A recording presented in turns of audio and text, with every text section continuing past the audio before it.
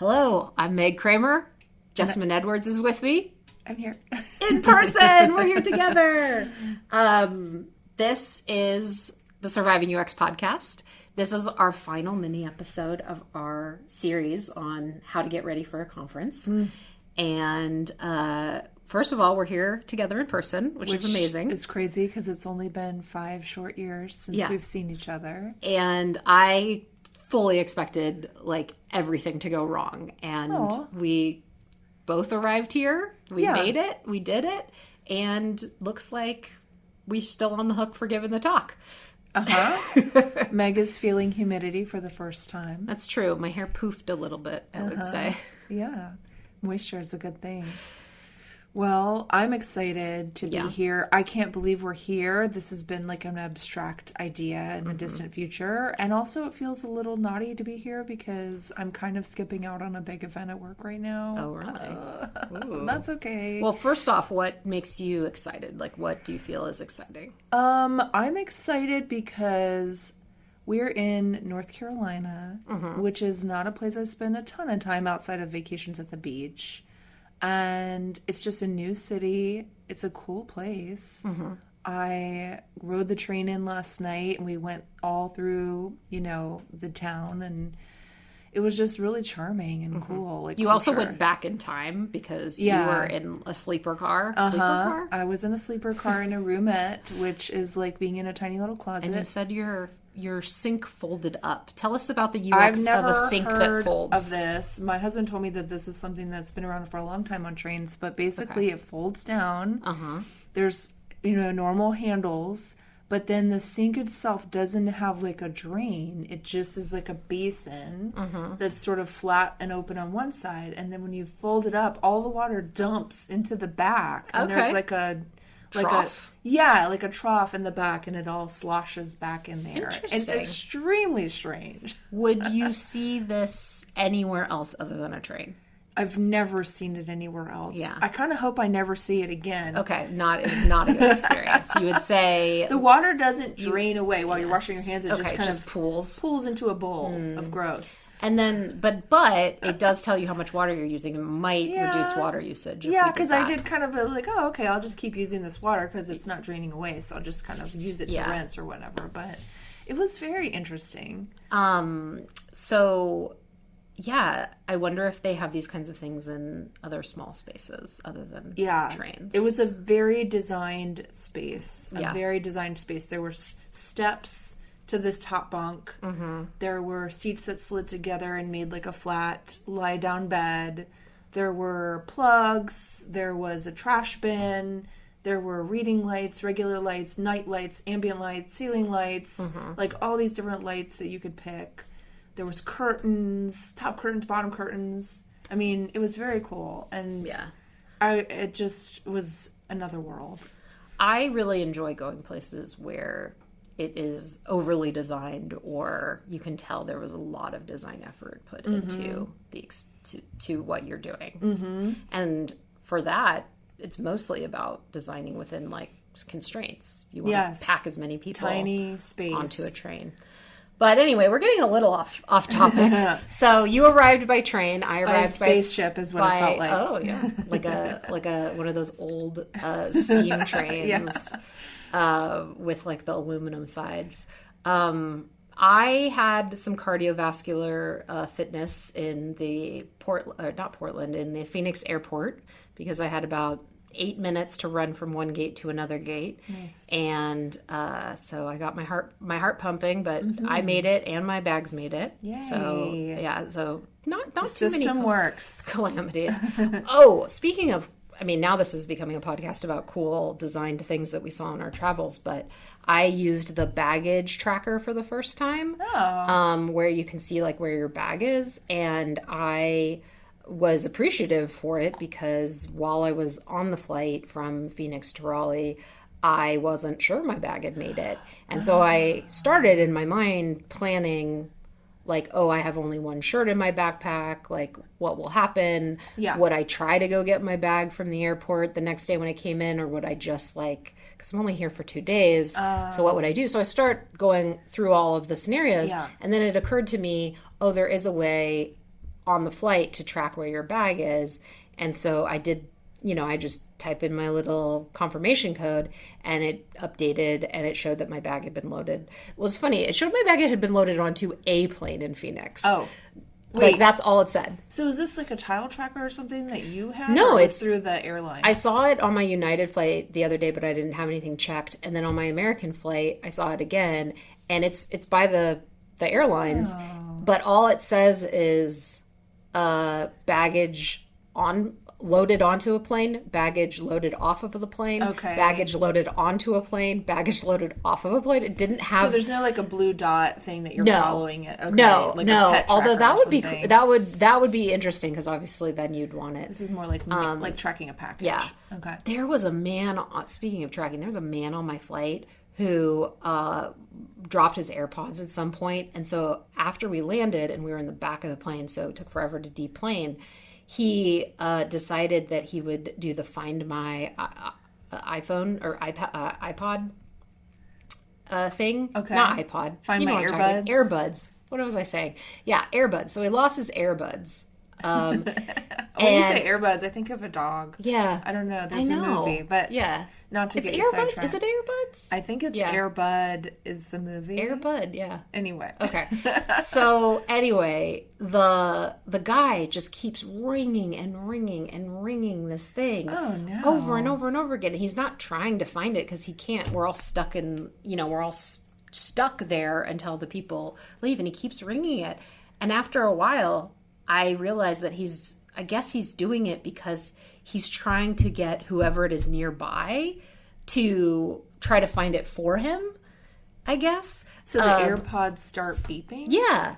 Yeah. And you could hear them You beeping. could hear it, yeah. And then once the line started moving, I think he was worried that somebody would have picked them up and walked away. So he kept ringing it to see if it got fainter and fainter, which it didn't.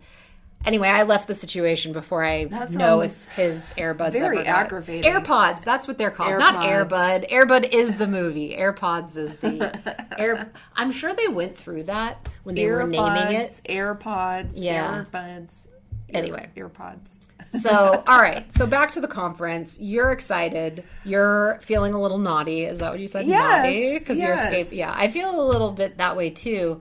Not so much for work, but like just family stuff. Like I kind of feel like whenever I get to go away, I get to like focus on other random stuff that, like is not a good night's sleep and or is not like served complete meals. Do I need to do laundry at this particular moment? So yeah, I hear you on that feeling. Anything else that we're doing right now for this project that we've been working on? We're about a day away, or actually almost exactly a day away from the actual presentation. So I think we're in very good spirits and we're not nervous yet. But I feel tomorrow I'm going to have nervousness. Anyway, okay. So there's two things that we've done to prepare for this talk that I want to share with our listeners because they're just really helpful. Because I think everybody feels nerves when they get up to talk. So the first one is a tip I learned from a music teacher who was trying to help me get rid of my nerves before a recital. Actually, recitals are the reason I quit taking music lessons pretty much because they were so nerve-wracking. But I'd be sawing away at the cello and being like basically a sweat running down my face. My teacher, she would, while I played my song, she would walk around the room and like drop books, like knock chairs around, like bang on the wall, like try to like rattle me a little bit. Mm-hmm. But the other thing that she did, which we did in this hotel room today, was set up a fake audience. Mm-hmm. So she set up like magazine covers with faces on them, pillows, and I think I did it to practice for that recital. I did it with like pumpkins because it was like fall and I had a pumpkin, so I made a pumpkin. And like an Oprah magazine I remember doing.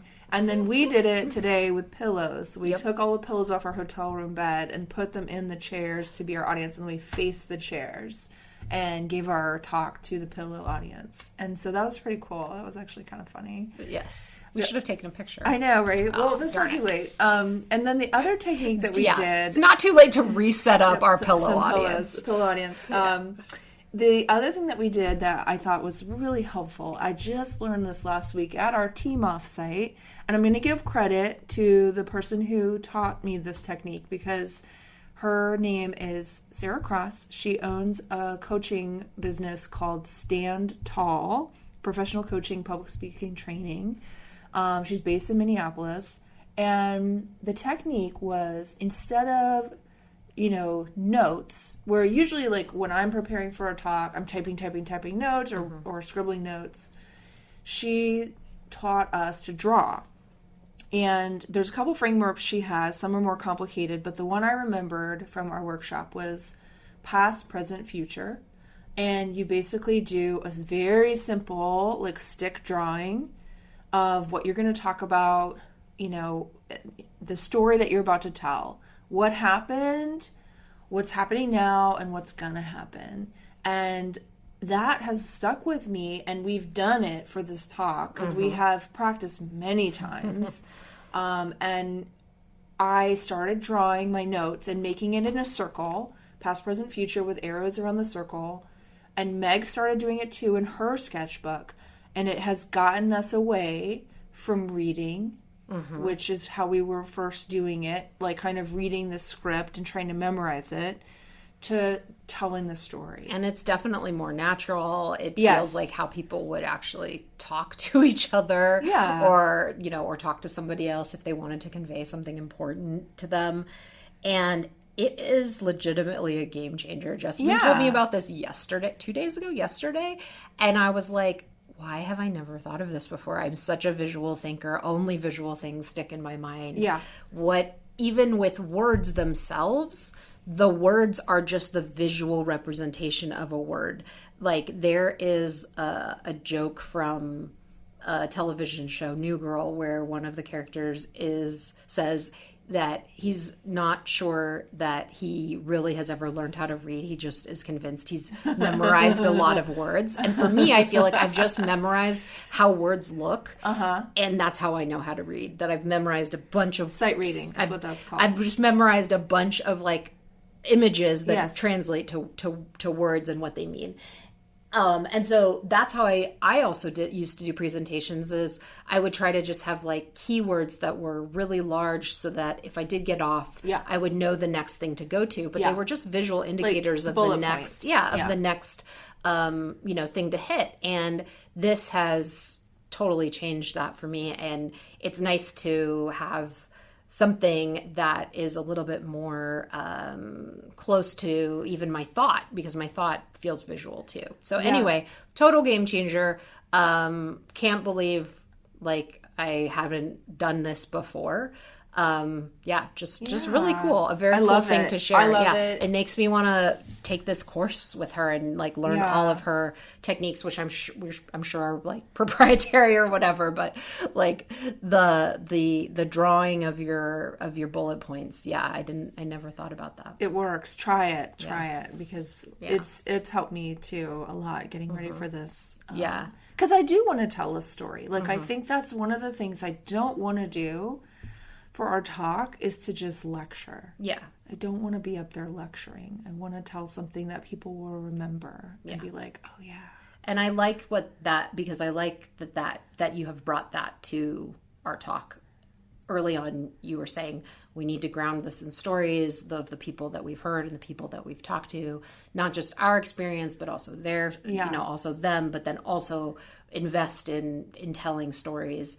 And I think we've gotten to a good place. And I mean, we also couldn't have done it without the people who have come on the podcast. So many thanks to those folks, especially the ones that have lent their stories to our talk specifically and done follow-up with us, which Jessamine, you did most of that. I just absorbed it. I'm in awe of people, how people are able to self-examine and be like, this is what I was doing in the past that didn't work. And then as time went on, I was able to stop doing that and start doing something different, and it feels so good. And also how some people have been like, I hate this part of myself. I always do this. I always screw this up. And then they actually figured out that that part about themselves that they struggle with so hard, that they hate so much, actually can work for them. Yeah, I think basically you've summarized our 10-minute talk. So we're done. In about 25 seconds, which is great because we're a little over right now. But yeah, so I think those are some of the key takeaways. So I think that so what we will do is tomorrow after the talk, we will, or at the conference closer to the time, we'll do a couple recordings on my phone. Because we won't have our setup there with us. So the audio coming up next might be a little bit worse than the one you're listening to now. But we'll have some sound bites from our actual experience there before and after to kind of capture the real time nature of this. So any last thoughts before we wrap up the 24-hour before mark? I feel good. Yeah. I feel ready. I feel like good in that way that I'm like 75% ready. Yeah. But that's probably as good as it's going to get. Right. We could spend all night being up trying to practice, but who cares? Like it doesn't matter. We're not gaining or losing much by doing this, I guess. Like I guess it would be another thing if it was a high risk situation, but good enough is good enough. Yeah, good enough is good enough. All right, folks. Well, we will let you know how it goes. All right. Until then, take care. Bye. All right. Hello. We're coming to you live from the middle of the second day of the UX Y'all conference. Jessamine, how you doing? I'm good. One of the things that I have to say I really like about this conference is that the venue is awesome. It's a children's museum, so it's super friendly and cute. There's actual children walking around, and there's like a lot of color and just fun, cute stuff everywhere. I know. I wish we could go. I wish we had time to go to the actual exhibits of the museum, but I am absolutely going to go to the gift store. Oh, you're going to go to the gift store. Okay. Yeah. Cool. All right. Well, we got to make time for it before the end of the day. So we're just maybe 2 hours away from our presentation. I'm surprised. I'm not really all that nervous. I don't feel super prepared, but I also don't feel like I have a ton of nerves. How are you doing? We're doing a lightning talk. It's only 10 minutes. Yeah, I think the pressure's pretty low. I think that the other thing is that people's attention span is short. And with some of these longer talks, I'm in for the first 15 or 20, and then I start to fade out. Yeah. And then I'm like, wait, what was that? I'm synergizing. I'm mindful consciousness creator. Jessamine is summarizing the first keynote today. What am I doing? Am I here? Right. And so I and the only thing I'm able to latch onto, honestly, are these people's stories. And one woman, she shared a negotiation story from her childhood about her mom in the market negotiating for a giant pile of mushrooms on a table. And she told the vendor, if you sell me all these mushrooms at a discount, then you can go home early. And I was like, okay, it's a win-win. And that's what it's all about. So I love the mushroom story. Yeah. Yeah. So that was kind of probably the only thing I'm going to remember from her talk. What about you? Well, I agree. That was a great story. I don't know, this is critical, but I am not a fan of all the AI-generated images in all of these talks. Oh my gosh. It's a lot. And I can't stop staring at the fingernails. Yeah. Because they're split in half and fuzzy. And then it looks like hooves. And I can't focus on anything else because of the weird hands. To me, it's there's something weird about how light is bouncing off of what is supposed to be human skin. It's human skin doesn't look like that. It's just weird. Anyway. Well, the other thing that was ironic is that they were talking in the talk about how AI is biased and that bias has created problems. And yet all the images that were shown were pretty much model perfect white people. And I was kind of put off by that. And a lot of them were here's a scene where someone's directing a movie and it's a dude in a sweatshirt with like headphones on, and then he's talking to like a sexy robot. And I was like, yuck. Yeah, I was question that. Although, yeah, so we'll see how our slides go over, because we decided, I decided AI. There's one AI but there image, are some trademark violations. but it's supposed to be, there's ton. Yeah. So okay, so first of all, there's one AI image. Which there is? Yeah, the creepy baby with the iPad. I didn't know that. No, but that's on purpose supposed to be creepy. That's my vibe that I'm giving off. Uncanny Valley. Yeah. Okay. And then the rest are gifts from children's television or movies, because I like them. And I think it's fine. I think it's fine that it's that we've stolen it from those people. They're just gifts. They're on the internet. It's fine. Oh yeah, I guess they are recording these. I feel like in real time I'm thinking through this strategy. Well, can't change it now. Too late now. Too late now. Okay. Do we want commit to the bit? Commit to the bit. So do we want to say anything? Is there anything on our minds as we get closer to our talk time? I would say that, like, that nervous, jangly, kind of scared, excited feeling that I have before performing or speaking, I am, like, I can't believe I still get that feeling. Yeah, like after all this time. Yeah, after all this time. But I definitely have it. I have that, like, nervous feeling. But then I think, like, I've just sat through, like, 3 long presentations, and I'm not phased whatever at all by their performances, and they fumbled and stumbled and you know, advanced the slides too quickly and then had to backtrack, or, like, you know, paused or said and or so too much, and I didn't think twice about it. So I kind of feel like that I'm sure people won't you know, like, if we make a little mistake or we whatever, no one's gonna pick up on it. So we don't have to be perfect to get the message across. No, we definitely don't. We just have to be engaging and funny and enthusiastic, which I think we can be, as long as we don't overdo it at lunch. That's a note for me. So I don't fall asleep. I'm so excited about what's for lunch, because the food has been so good. Yesterday they had ham biscuits. Yeah. I was like, I feel like I'm at a Southern wedding.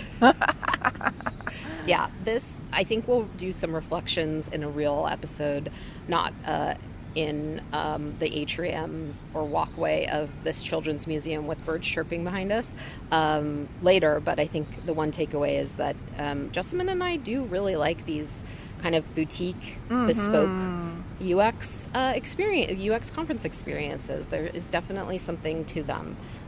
So we will record after the show. So the next segment you'll hear after the show, after the presentation, we'll do a little recording as well. So that's what you'll hear next. Yeah. Okay, well, we finished. We are tired, but good tired. Yeah. So we were sitting in the exact place we were where we recorded earlier. However, all the benches that were wet are now completely dry because it is so hot here. Meg is feeling moisture for the first time. Yeah. Heat moisture. Right. But back to how we feel about how do you feel? I feel proud. You do? Yeah. Good. How do you feel? I feel like I am proud of myself too. I think the best part of the whole talk for me was sharing my story at the end, and the audience went, ah. Yeah, that was great. So, I mean, you almost got some clap. I mean, you did get some claps. You almost got, like, a full clap. I got an almost clap. You got some people to clap, just not the full. It didn't spread quite to everyone. There was no standing ovation, but that's okay.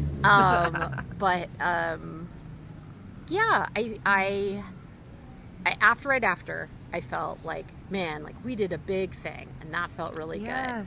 And I was like, I mean, we prepared so much. Yeah. And I feel like all that prep, what it did, it was really the work of editing, because we started out with so much, and we really honed it down to the barest essentials. Yeah. We cut stories, we cut people, we cut names, details, extraneous. Yeah. Anything extraneous that didn't align with, like, the main message. Right. And I'm actually really proud of you, Meg, because I felt like you really hit the nail on pacing. Because during a lot of our practice, I felt like you were going a little fast. Oh. And I was kind of like, by comparison, going a little slow. But actually, I felt like when you got up there, you did just right on the pacing. I was surprised. Like, I think I felt more comfortable than I expected to feel up there. Yeah. And yeah, I did. It was a friendly audience. Yeah, friendly. This whole thing is friendly. I love it. Would definitely recommend. Would definitely come back. Absolutely. I was also wanting to say, I told you earlier, I think it was the best version that we had ever done, so it's nice that the best version had been the actual one. And that was the magic of the performance, right? I think the magic of the performance. Right. So, well, what's next for us? The last keynote is going to happen here in about 5 minutes. And then we are walking over to a barbecue restaurant to eat. But I think one of the coolest things about coming to this conference is meeting so many people who are early in their career. Yeah, this was definitely a lot of early career folks that we've met. Students, yeah, like people who are just getting started or are just graduating from programs or who are thinking about switching into UX. Yeah. And we met two textile designers. Yeah. And they didn't know each other. It's interesting because I guess we just don't get to meet folks like that at work. You know, it's all like, oh, I've been in this field for 20 years and I've been in it for 15 years. And yeah, like everybody is all, hard, but these folks are new and they're fresh and they're excited about it. And I think, like, I wonder, like, if you threw one of these people at a problem, they're going to come at it so differently. I mean, it would be just kind of fun to get the chance to work with somebody like that. Yeah. What do you think? What about you? What did you take away from all of this? I kept a little running list of my takeaways. I mean, just one of the things that we heard was about how different environments, this woman was talking about, work in like the civic sector. Yeah. She said, it's all bananas. It's just the level of bananas that you can put up with or that you like is a good fit for you. Yes. And I liked that. I really liked that. And then we just came out of another talk and I thought her talk was really lovely as well.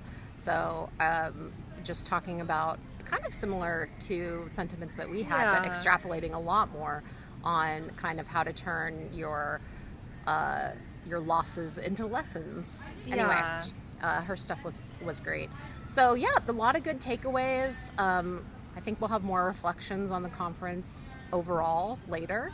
But 10 out of 10 would recommend? I don't know. Absolutely. 10 out of 10? We were just saying, like, we're about to wrap up, and the length of this conference, it's shorter than most other conferences that we go to, which can be like 3 days, 4 days. This is not a day even and 2. a half. Yeah, a day and a half. And it's just the right amount because your energy's just starting to fade. So, and then you're done. Right. All right. Well, thank you, Jessamine, for joining me, recording out here in the hot sun. I appreciate it. In the hot, muggy sun. We're going to go back inside where there's air conditioning, and we hope you've enjoyed this mini episode series that we've done, and we will see you on the next full episode of Surviving UX. Signing off from Raleigh, North Carolina. Bye-bye.